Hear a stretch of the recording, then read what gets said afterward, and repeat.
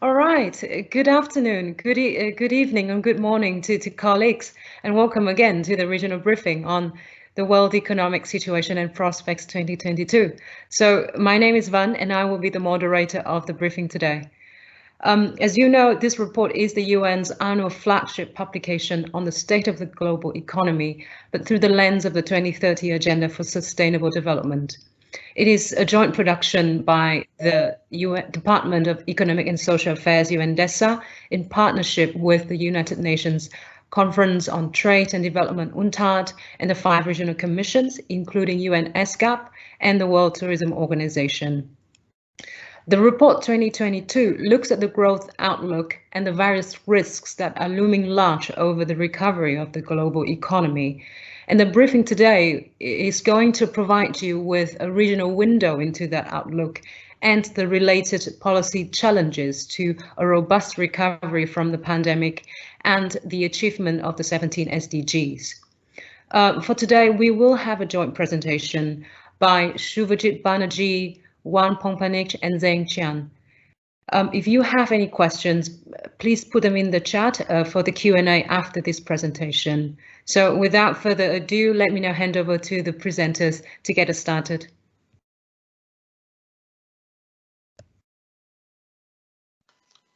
Thank you very much, Van. Thanks, and welcome to all our audience today. As mentioned by Van, we will be giving the regional sort of view on the global document that has been published by ESCAP in participation with our various other partners in the UN system, which are the other regional commissions, and led by UNDESA in globally, which is the Department of Economic and Social Affairs. So let us move straight into the findings of the report. So as we think about 2022, let's hope the PowerPoint is up.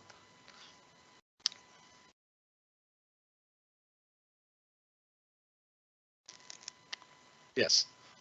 So if we move to the key messages of the report, that really, as we all know, we have been globally in the depths of a paralyzing economic crisis in tandem with the huge social impacts of the pandemic.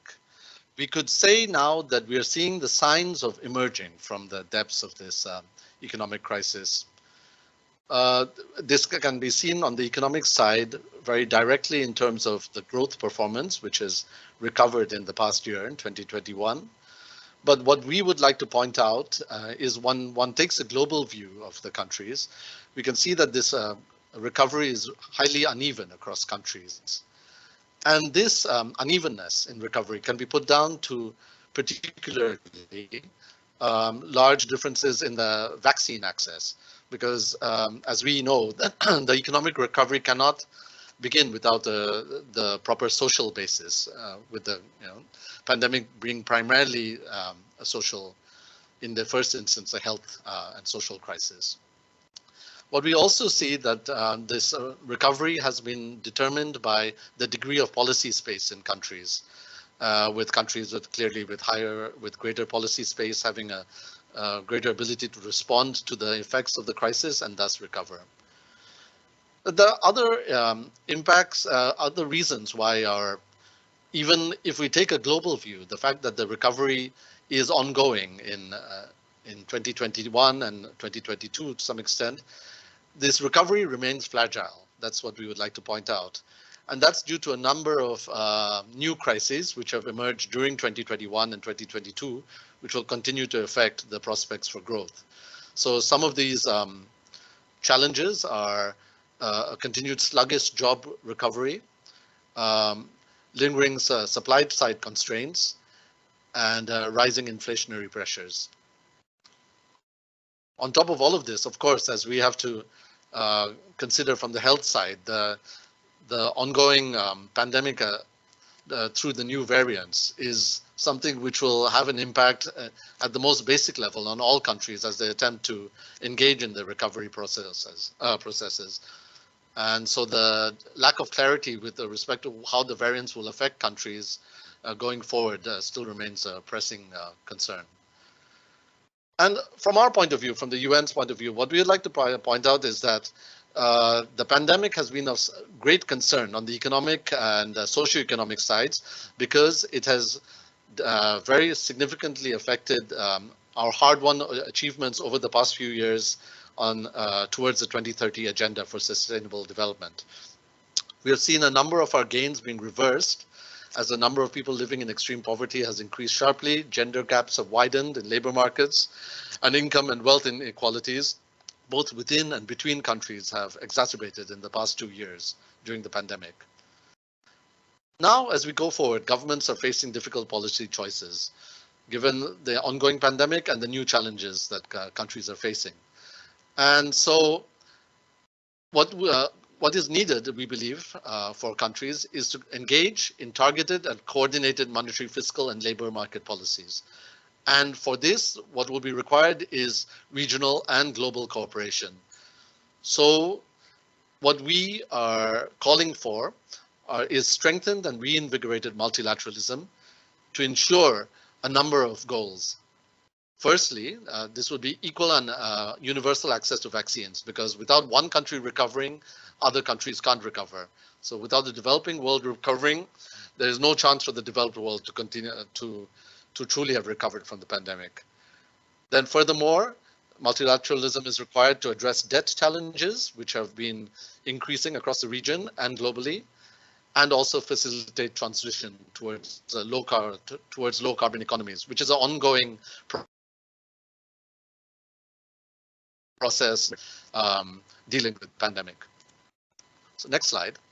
So if you look at the global economic prospects that are outlined in the report, as I mentioned, what we see is that in terms of economic growth at an aggregate level, there has been a significant uptick in growth and thus recovery from the pandemic, with growth in 2021 estimated to have recovered to 5.5% from a deceleration of 3.4% in 2020.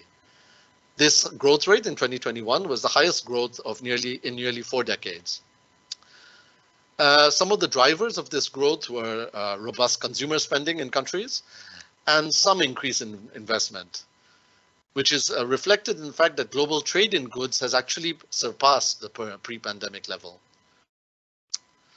The growth rebound that we see reflects the reopening of economies during 2021, as countries have learned to live to some extent with the virus and the different waves of the virus, and have allowed their economies to resume their production and trade processes.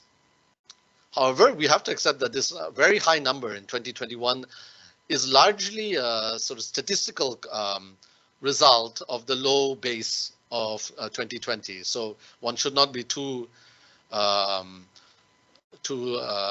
optimistic given the number that we see. Now, as we look forward to 2021 to 2022, what we do see is some particular areas of concern.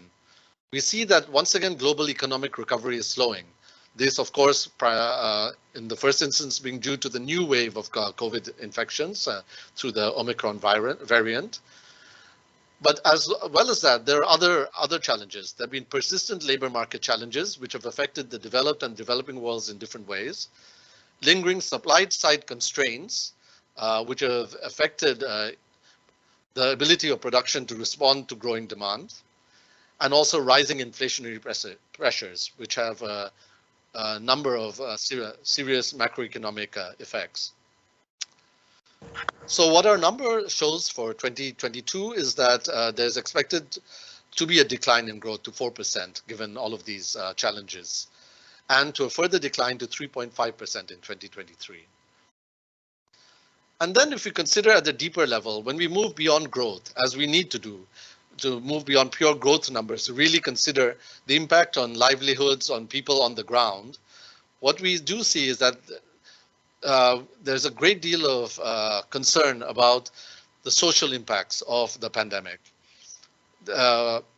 This can be seen in terms of the impact on poverty and inequality, as the crisis has disproportionately affected the poor and vulnerable, including particularly the marginalized groups and women.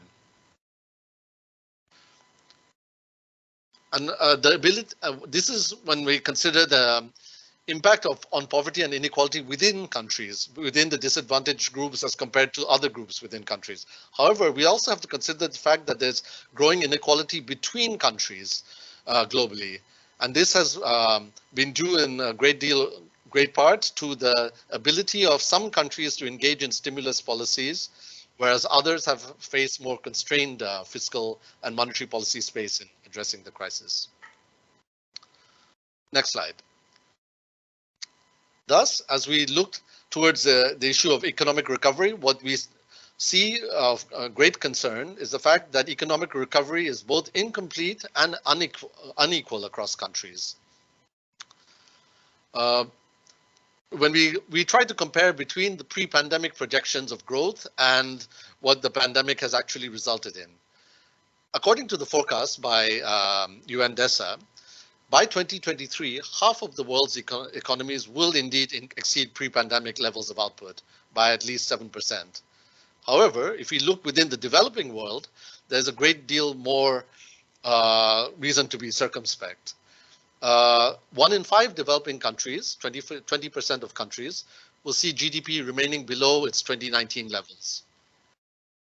Within our region, though, East and South Asia, and compared in global terms to other developing countries, are continuing to take the lead in recovering, whereas other regions of the world, such as Latin America and Caribbean, and in Africa, will lag particularly behind. Next slide, please. And a great deal of the reason behind the ability of countries to recover from the crisis has been due to persistent vaccination gaps between different regions of the world and between developed and developing countries. As we know, the emergence of the new variant has imposed new strains on health systems of countries and the ability of countries to cope with the pandemic.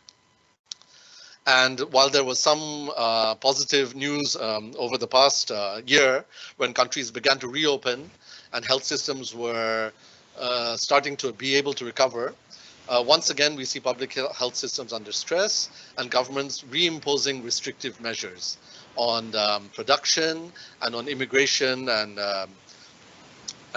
links with the outside world. And so the impacts on economies of countries in developing countries are both due directly to the health impact of the pandemic and also due to the measures taken by countries to respond to the pandemic. And with the reimposition of these strict measures, that has significantly affected the ability of developing countries to boost, to recover their economic growth. So what we point out is that limited access to vaccines is a challenge which has to be resolved by the global community, as without such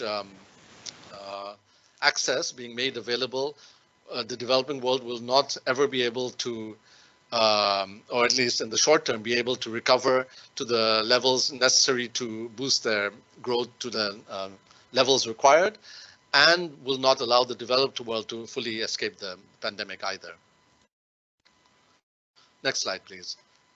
So when we look at the lasting effects of the pandemic, we see that the impacts are likely to be lingering during the upcoming years, 2020 and 2022 and 2023, and even possibly beyond.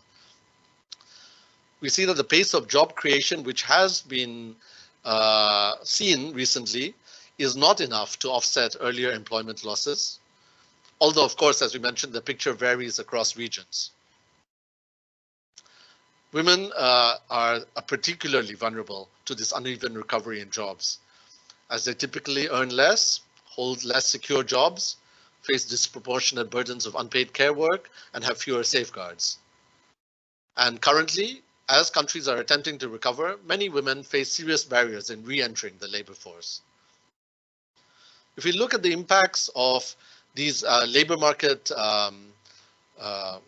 conditions on poverty, we see that all of these impacts are likely to keep the number of extreme poor above pre-pandemic levels in the near term.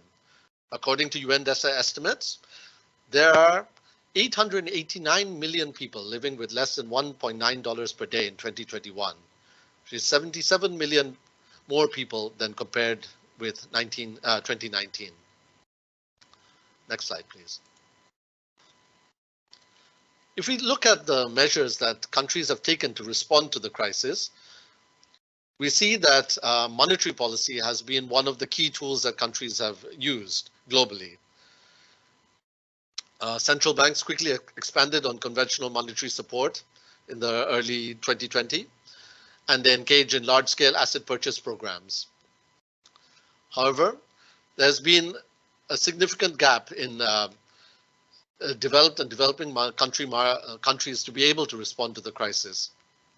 And now, as we move forward, countries will face considerable policy choices to make in terms of how to withdraw the extraordinary stimulus that they've engaged in amid what we have seen to be the rising inflation and looming debt challenges, which have occurred as somewhat as a result of the recovery policies that the countries had to engage in. So since the onset, we see that the central banks of Japan, the UK, and the US and the Euro area have added roughly $10 trillion in security assets to their balance sheets. Next slide, please. And this massive amount of monetary policy injection in the developed world especially has caused asset prices in these countries to have risen significantly. For example, if we look on the left side of the figure, we see how asset prices have changed in the United States. But what we know about asset prices is that, first of all, one unintended side effect has been that this has increased inequality in these developed economies, because increase in asset prices tends to go to the wealthy, because they're the ones who hold holdings of stocks and bonds, and thus they're the ones who would benefit from increases in these prices, whereas the poor tend not to hold such assets and thus do not see the benefits of such increases in asset prices.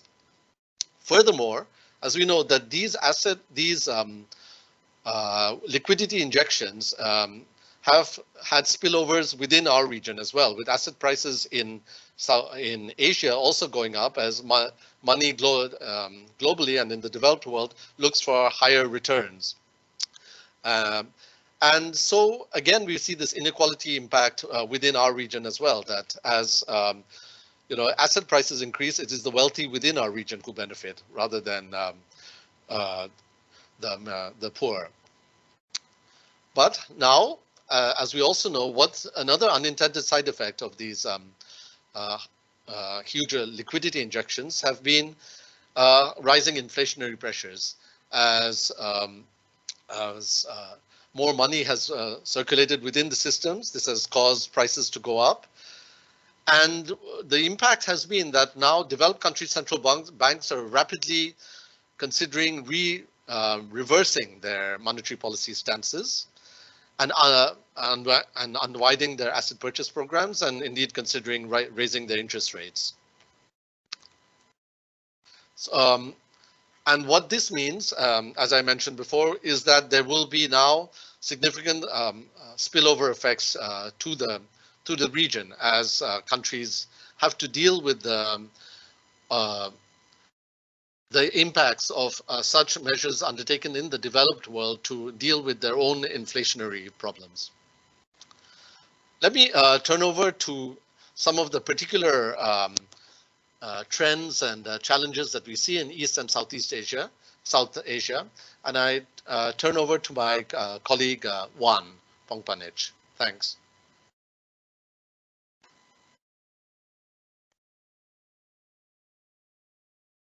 You're on mute. You're on mute, Juan. Sorry.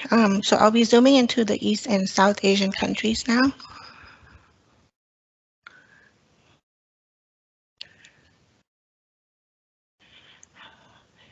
Okay, so economies in both East and South Asian regions have rebounded from the worst of the pandemic.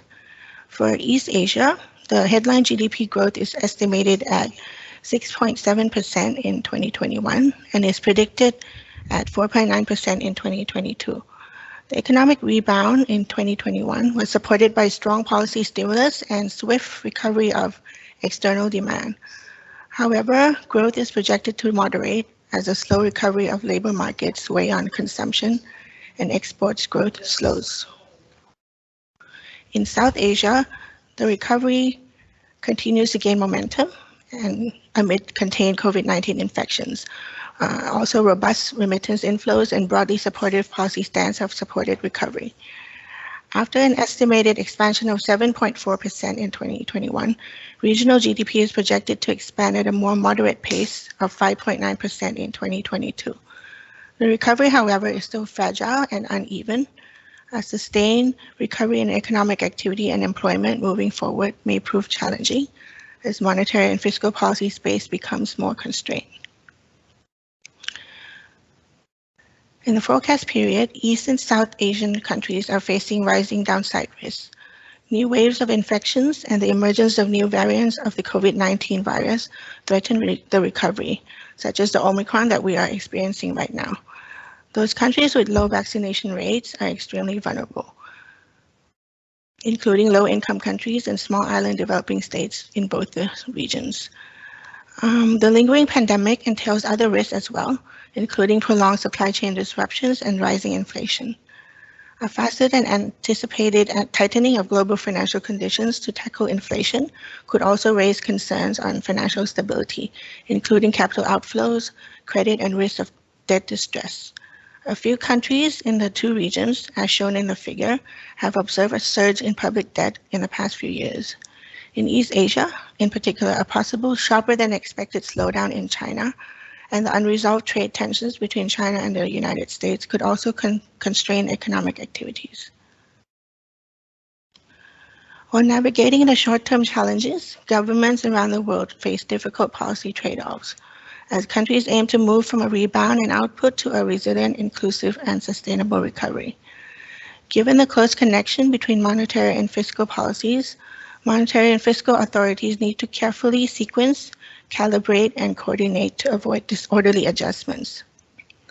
On the part of monetary policies, a balance is needed to support growth, tackle rising inflationary pressure, and maintain stability. Unlike the rest of the world, many countries in East and South Asia still see subdued inflation. This could provide some comfort to the central banks to continue accommodative monetary policy stance in support of recovery. On the part of fiscal policies, proactive fiscal policies remain essential to fight the pandemic, to mitigate the adverse impacts, and to support recovery. However, strong public spending in the past 2 years has reduced policy space and raised pressure for fiscal consolidation in many countries.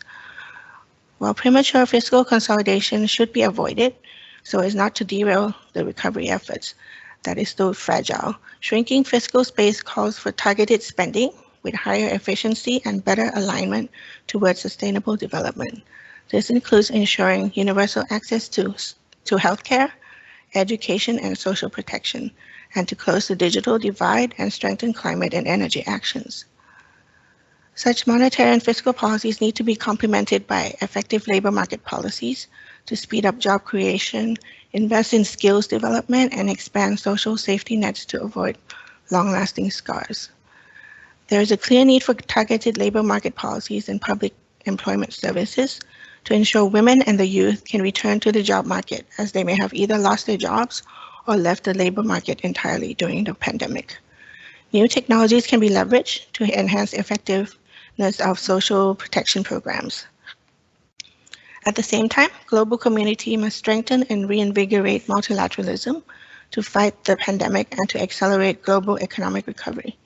International cooperation should be enhanced in all aspects, from ensuring equal vaccine access to addressing debt challenges and to easing trade tensions and reducing carbon emissions. And this ends our presentation. Thank you.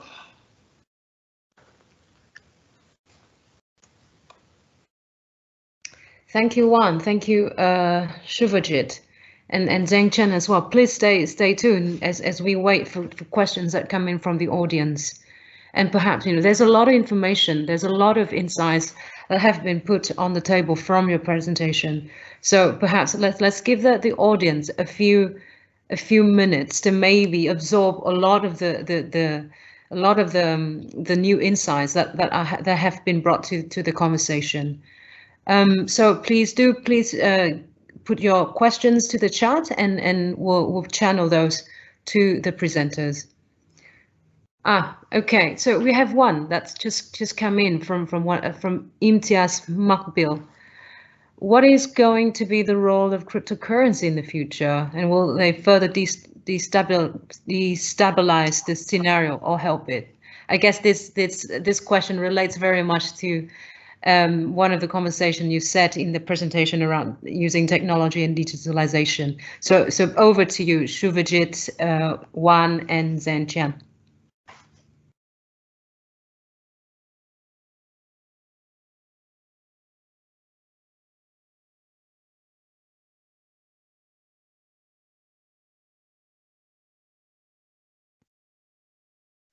Shuvajit, you're on mute. Sorry. Yeah. Could you repeat the question, please? Just. Of course. So we have a question here around the role of cryptocurrency in the future, looking forward. Stabilizing or destabilizing? Is it going to help, or is it going to destabilize the growth outlook in the future? Thank you for the question. I don't think this report has gone into significant depth on this topic. So, really, there are a number of other challenges that we've been dealing with more in this report. So I think this question is somewhat, separate from what we've discussed so far. I mean, what we would probably point out is, the major messages is that, again, I mean, the financial aspect is an area of concern.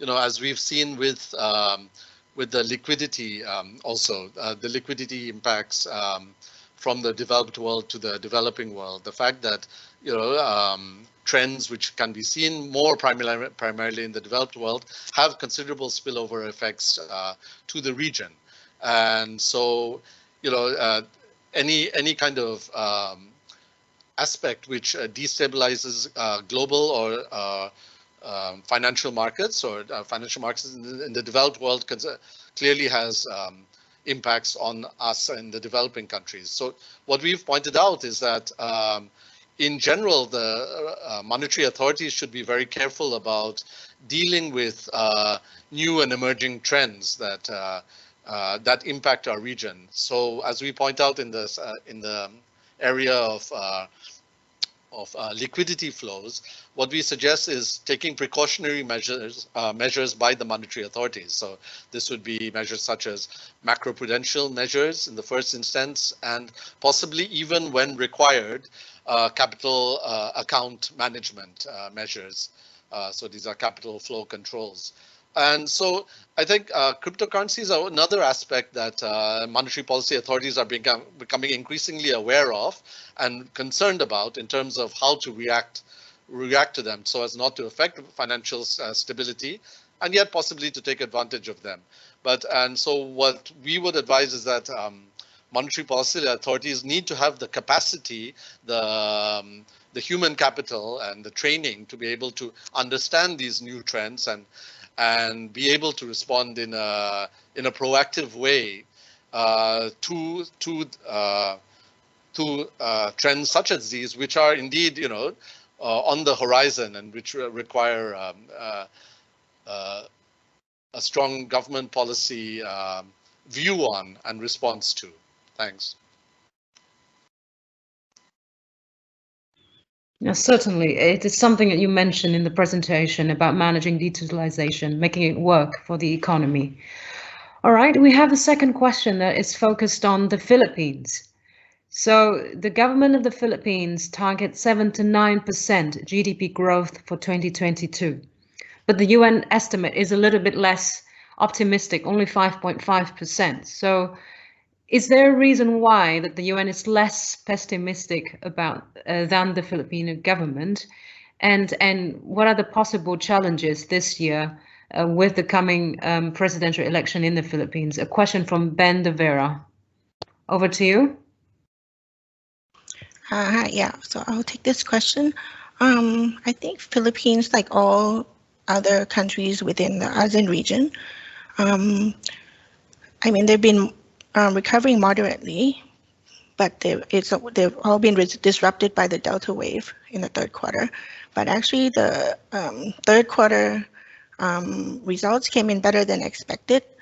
But of course, going forward, they'll be faced with a lot of rising challenges, which is similar to all other countries, such as global tightening, a decline in exports, and but then the country is still supported by stimulus measures and also like the infrastructure programs.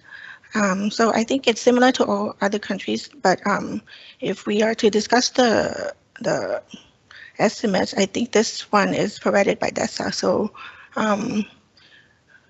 yeah, I mean, going forward, the country is still going to face a lot of challenges. So yeah, thanks. All right, anything from your side, Shubhajit?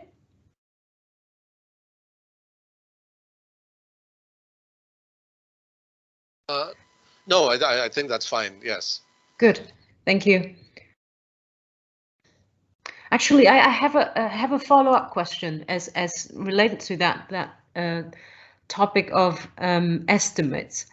So we see in the presentation that this year's in 2021 the region export has sort of enjoyed a surge.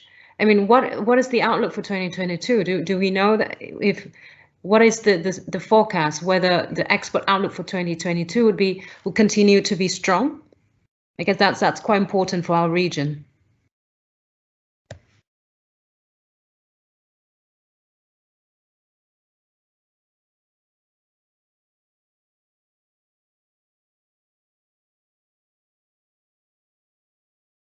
Shubhajit, are you trying to as a response? Because I guess you're still on mute. Sorry, I think maybe my colleague Juan will be. Yes. Yeah. Can you repeat the question? I missed it. Sorry. Yes, the question is sort of follow up with that topic of estimates. So 2021, we see a global surge in demand in electronics. It's boosted the region's export in 2021. Something you said in the presentation, that we enjoy a boost in export. Do you think the export outlook for 2022 would continue to be strong? Yeah, hi. Going forward, I think exports will still be supporting growth, but of course, the demand, as more countries open up, demand is going to shift towards services, and also the stimulus effects from the developed economies are going to wane, so the demand is going to decline a bit. And also, given China's moderation, I think that's going to impact a lot of things. And with the ongoing supply shortage, with the Omicron that's impacting us now, if it also depends on the restrictions that we're going to put in place. But I mean, yeah, going forward, exports are still going to support growth, but it's going to be moderating. It will moderate a bit, and also the base effects are going to wear out as well. Thanks. Thank you. We also have a follow-up question on the very topic. Let me just have around vulnerability. So we are in the report. We know that there's going to be a forthcoming the U.S. federal tapering and tightening of their policies, and how vulnerable will Asia and the Pacific be as a whole to this coming trend from the U.S.?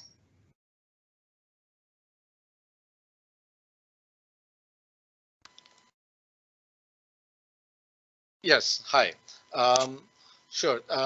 This question, clearly, I think, as pointed out in the report, this is a challenge which will face all developing countries as the developed world now begins to engage in this process of monetary tightening, which will mean most directly an increase in interest rates, then we see this phenomenon of capital flows being attracted to move back to the developed world, because investors are looking at interest rate differentials and also risk perceptions when deciding on which countries to invest their assets in.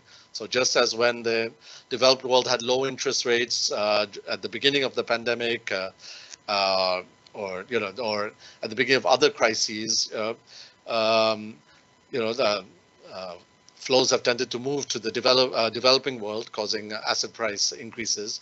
When that trend reverses through monetary policy increases in the developed world, then of course money tends to move back. And this is what we saw, of course, in the taper tantrum of following the global financial crisis, when the developed world started to recover first and increase the interest rates. We saw this sharp outflow from the developing world, and including within the region. So going forward, of course, for Asia and the Pacific, we have this as one of our risk factors. Definitely, countries will have to be concerned about, and deal with this risk for government policymakers. So on the other side, of course, we know that one obvious way to respond to this would be to increase interest rates within the region to reduce this risk differential or the return differential between the developed and developing worlds. However, of course, on the other side, we know that low interest rates have been one of the factors which have supported economic recovery. That's one of the policies undertaken by countries in the region to support economic recovery.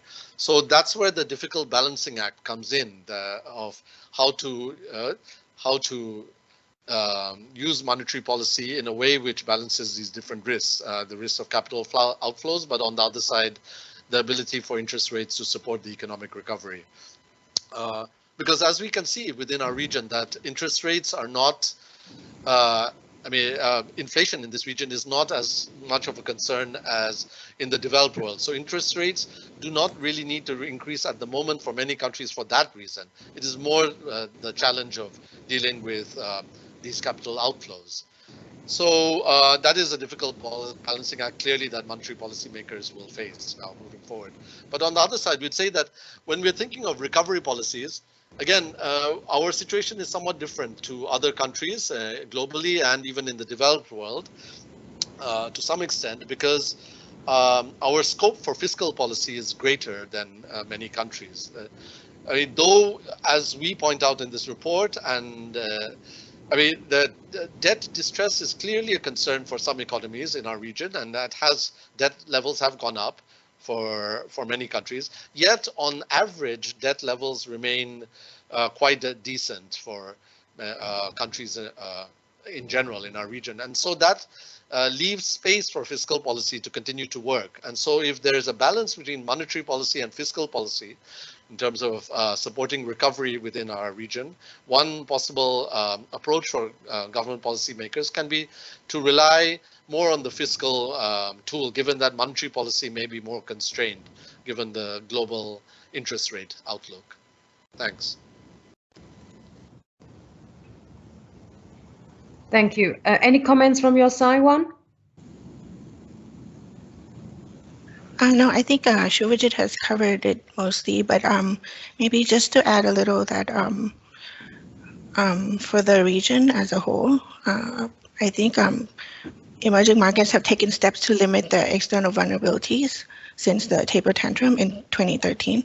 So they've limited current account deficits and their dependence on portfolio inflows and external financing needs. So I think they're in a better position to deal with this. Yeah.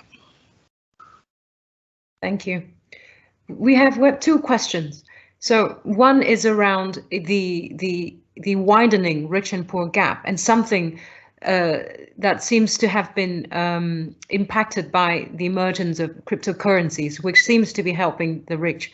So any comments on your side on that widening rich and poor gap that seems to be, brought about by digitalization and new technologies?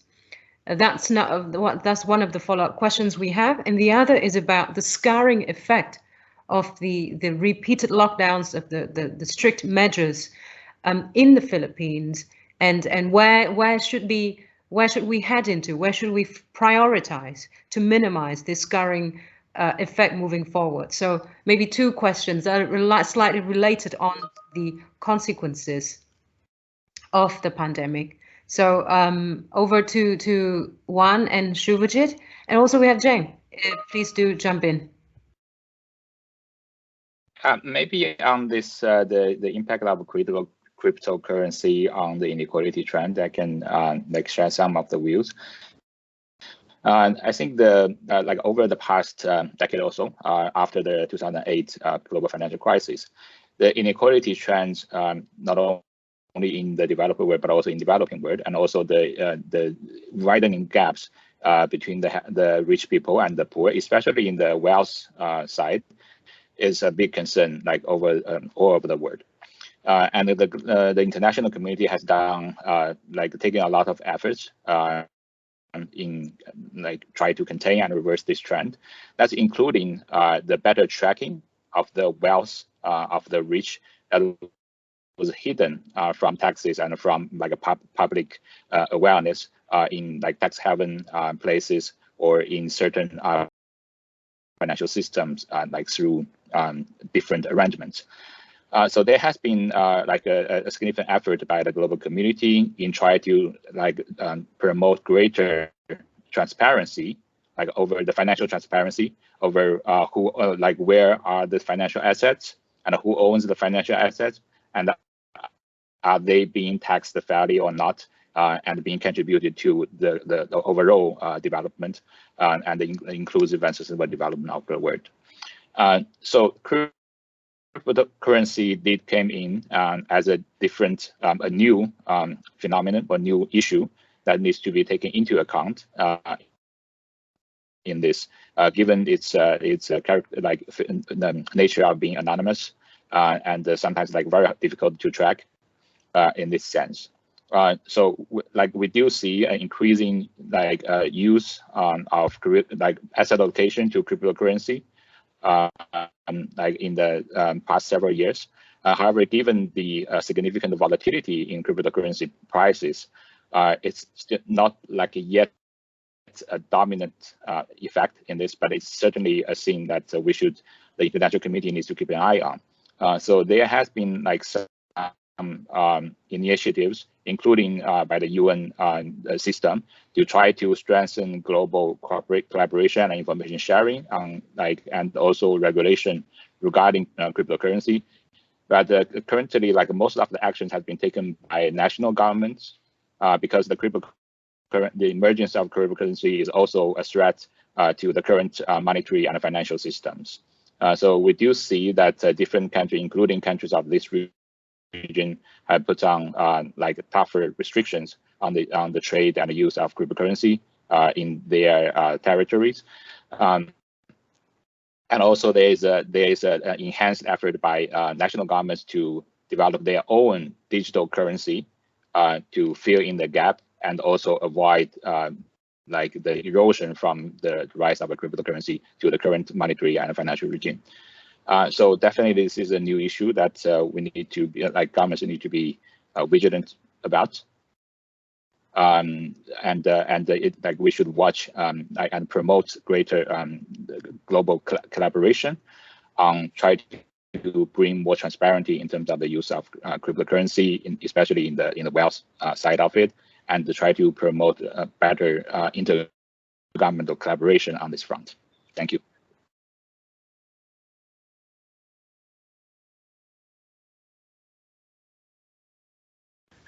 Okay, so I'll take the scarring question. Okay, I think as with any crisis, you know, like the pandemic is no different. So some of the various channels that have affected scarring, for one, is the disruption in labor markets. As we've seen, the immediate impact of COVID was that there was a large and sudden unemployment from supply shocks following the lockdowns, and then the demand shocks that arise from uncertainty. So in Asia Pacific, we're seeing like a lot of lower working hours and a lot of unemployment. So with this, any prolonged duration of unemployment will result in erosion of worker skills that will either discourage them or hinder them to return to work. And then within Asia Pacific itself, there are a lot of informal workers. They constitute up to 80% of the total employment in some countries. And they were hardest hit by the lockdowns due to various they lack social safety nets. And they were also unable to work remotely. Women, for one, were disproportionately affected because they were more susceptible to exit the workforce, to care for children and the elderly amid the lockdowns and school closures. So the youth, on the other hand, also, they are facing lower job prospects and lower pay and then less skill exposures. So that impacts their future productivity potential. And then another channel of impact is the lack of capital investment, because the weak economic prospects and weak balance sheets, it's going to lead to an extended period of low investment, which in turn will reduce productivity. The third channel is through the loss of productivity. So productivity from lower working hours and the lack of investment, as well as the lower number of school hours. And this is also coupled with the structural changes brought about by the pandemic, such as digitalization and decarbonization. This all impacts like long-term productivity. One of the unique effects of COVID-19 is about learning and earning loss from prolonged school closures. So with that, it's also that the poorer households are not able to access online learning. So that will actually impact the future earning capacity of children. So some response that can be done is to tailor the response to facilitate recovery. And there are also responses to, like job creation, facilitating reallocation of workers, and policies to avoid the inequalities, like promoting investment and innovation, or like ways to increase productivity, and also to not have school closures, so that they will have more earning capacities in the future. Yeah, thank you. Thank you, Juan. Thank you, Zheng. We have another question that looks at fiscal space and rechanneling public spending. So, as funds will be in very short supply, will governments have to overhaul their budgetary expenditures in the future, and perhaps with significant reductions in military budgets, in order to fund all the more productive requirements in health or in education or either the SDGs as a whole? Over to Shubhajit. Thanks very much. Yes, it's a very good question, and this is a problem that all countries really in our region are grappling with to different degrees of severity. Clearly, fiscal space is strained across the region, and in terms of actual, the budgetary space and also rising debt levels in countries. However, our view is that there's a considerable amount of measures that governments can still engage in to provide this fiscal space needed for recovery and for meeting the SDGs, the 2030 agenda. So one way, as pointed out by our questioner, is to make better use of the funds which are already available. And that is, such as mentioned by the speaker, one way is to move funds from non-developmental expenditures, as we would put them, towards expenditures which directly support the SDGs, such as obviously on health and education, among others.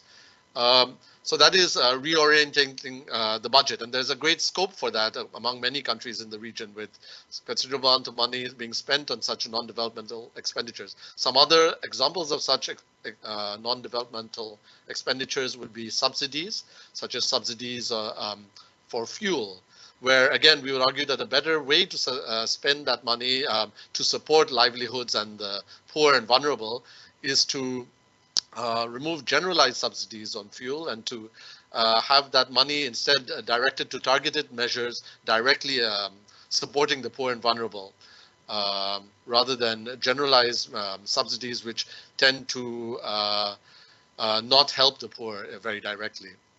But then moving away from just this aspect, there are many other measures that governments could take, even on the non-developmental side, on the redirecting of government budgets or using existing funds. Public debt management can be improved significantly across the region, improving thus the efficiency of spending by countries. So using the existing funds, but being more efficient. And there are a great deal of measures which can be taken in that respect, such as, better coordination among government ministries, creating an independent public debt management office, among others. On top of that, we believe that there are many fiscal measures not currently being undertaken by governments, which can indeed increase the fiscal space by increasing the funds which can be brought in by governments more than what is currently being done. For example, on the tax side, there's a great deal of scope to increase tax revenues for many countries by increasing direct taxation. And, and of course, with direct taxation ideally being very progressive, you can, direct tax this tax burden much more towards the wealthy parts of society, and thus again deal somewhat with the inequality problem. There are also other tax measures which can be undertaken, which will be more directed towards the higher income strata of society, such as wealth and property taxes. So all of that would produce greater fiscal resources, which can then be expended on the SDGs. And then on the other side, there governments can also undertake a number of, as we would say, innovative financing measures, which can, tap the financial markets. Governments can do this much more than they are at the moment through what we call sort of this group of innovative bonds, where you can issue bonds specifically directed towards achieving the SDGs tasks of the government. And so that would achieve, of course, a dual aim, directly raising fiscal resources, as well as directly impacting on the SDGs, just by the pure design of such bonds. There are other innovative bond instruments, such as diaspora bonds, also, which developing countries can take much more benefit from. And then the other aspect would be not purely governments engaging in national policy measures, but regional cooperation to increase fiscal space for governments.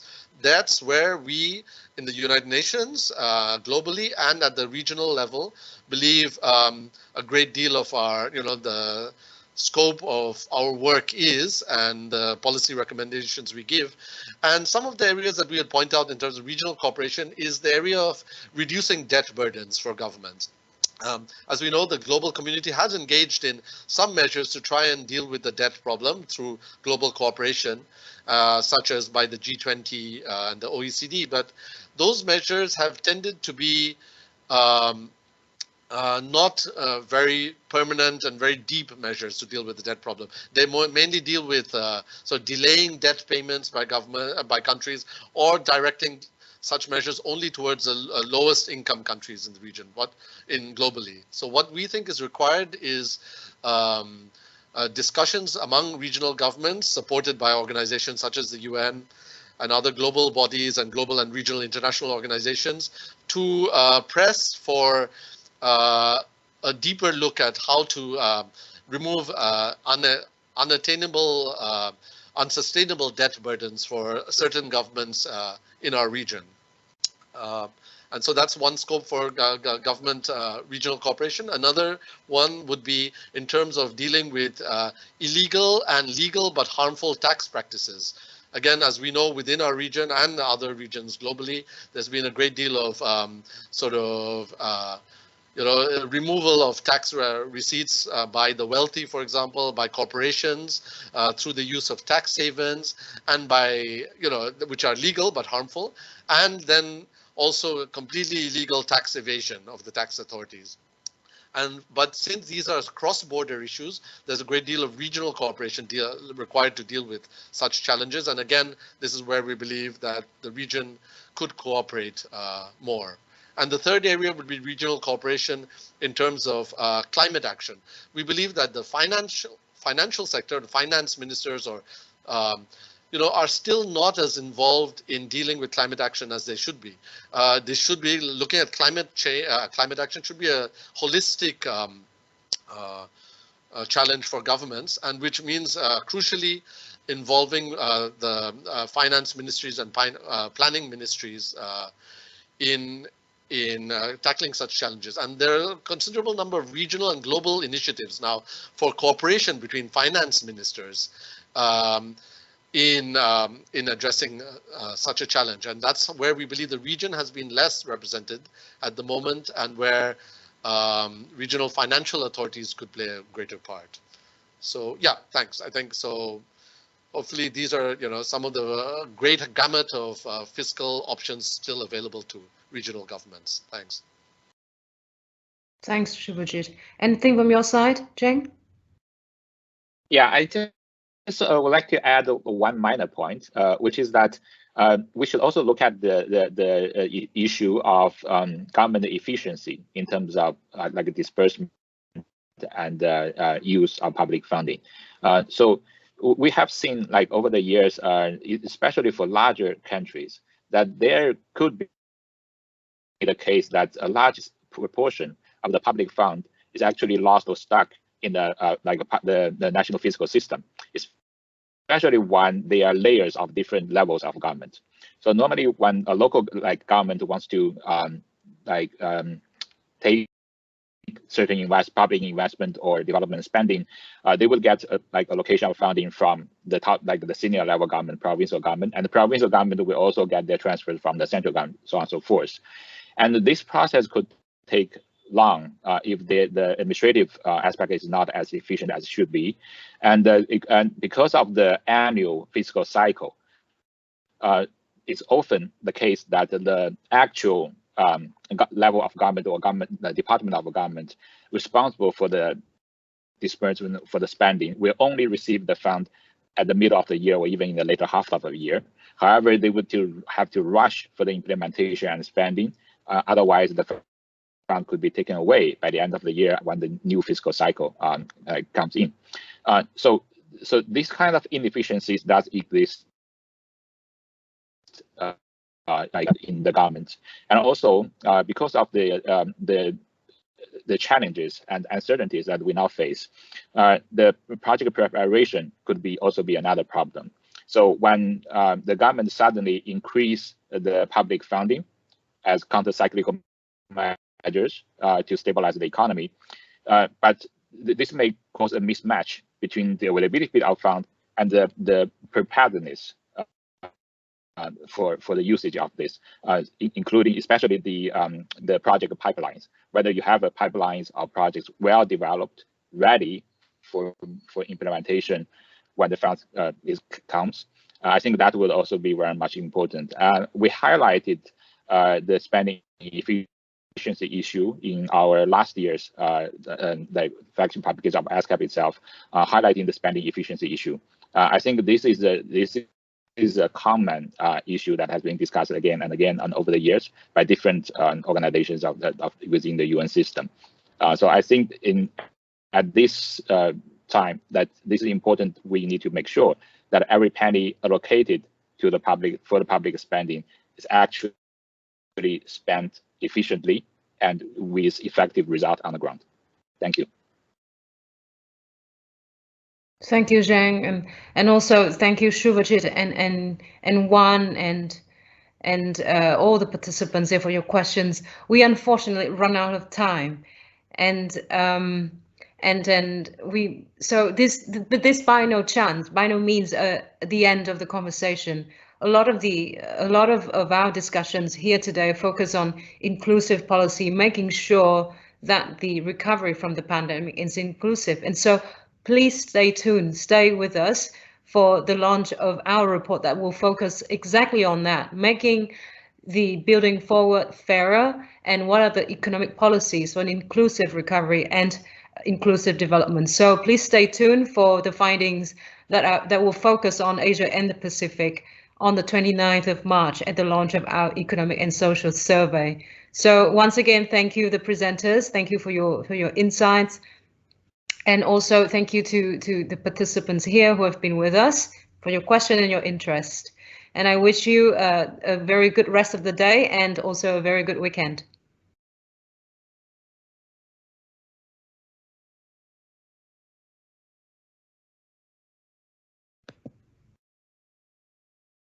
Thank you. Thank you. Thank you.